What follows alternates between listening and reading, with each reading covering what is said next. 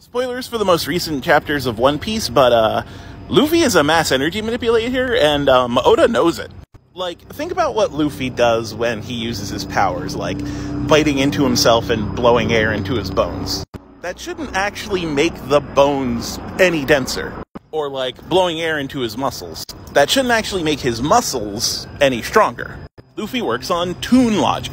If it looks like it should be working, it works. Which means that Luffy isn't just blowing air into his bones or muscles. He is changing the molecular makeup of his body to increase both the size and density of his bones and muscles. And changing the chemical processes inside them that allow them to operate at such a scale. And from a scientific standpoint, this would have made no sense, like a lot of things in One Piece make no sense. And you just sort of hand wave it away and say, okay, you know, suspension of disbelief, this is a cartoon, it does whatever it needs to do. Except in more recent chapters, again, spoilers, it appears as if Luffy's devil fruit wasn't actually the Gomu Gomu no Mi, the thing that gives people the properties of rubber. It is instead the Hito Hito no Mi type Nika. Nika being a mythological figure in the One Piece universe. A sun god, a kind of cartoonish parallel of Sun Wukong. Which means it appears as if he now has the power over myth.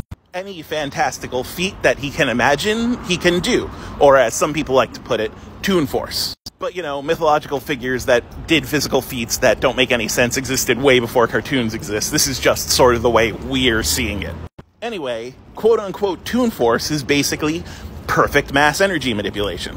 At no point does it appear as if he is manipulating time or space in any way. But he is able to just manipulate the physical state of himself and everything around him to whatever makes sense to him at the time. It's the ultimate freedom, you know, the freest man in the universe, the ability to just literally do anything.